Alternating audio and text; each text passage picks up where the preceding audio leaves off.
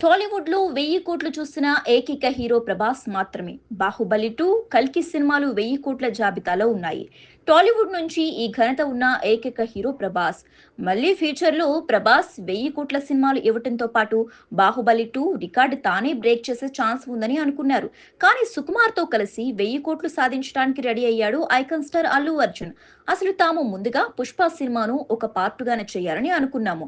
అది కూడా తెలుగు వరకే అని అనుకున్నాను. కానీ రాజమౌళి సలహా మేరకు పాన్ ఇండియా లెవెల్లో 2 భాగాలుగా ప్లాన్ చేశామని పుష్ప పార్ట్ 1 రిలీజ్ సమయంలో చెప్పుకొచ్చారు బన్నీ సుకుమార్. కానీ తెలుగులోనే ఈ సినిమాకు నెగిటివ్ టాక్ వచ్చింది.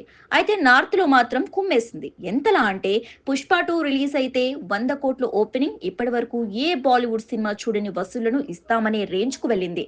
ఒక నార్త్ వాళ్ళు మాత్రమే కాదు, ప్రస్తుతం యావత్ దేశం మొత్తం పుష్ప 2 కోసం ఎదురు చూస్తోంది. ఈ సినిమాపై ఉన్న హైప్ కి 1000 కోట్లు ఓ లెక్కే కాదన్నట్టుగా ఉంది. ఇప్పటికైతే 1000 కోట్లకు పైగా థియేట్రికల్, నాన్ థియేట్రికల్ బిజినెస్ జరుపుకుంది పుష్ప 2. థియేట్రికల్ వెర్షన్ 600 కోట్లకు పైగా అమ్ముడైనట్టుగా టాక్ ఉంది. అంటే 1200 కోట్ల టార్గెట్ తో బాక్సాఫీస్ బరిలోకి దిగబోతోంది. ఈ లెక్కన పుష్ప 2 హిట్ అవ్వాలంటే ఖచ్చితంగా 1000 కోట్లు రాబట్టాల్సిందే.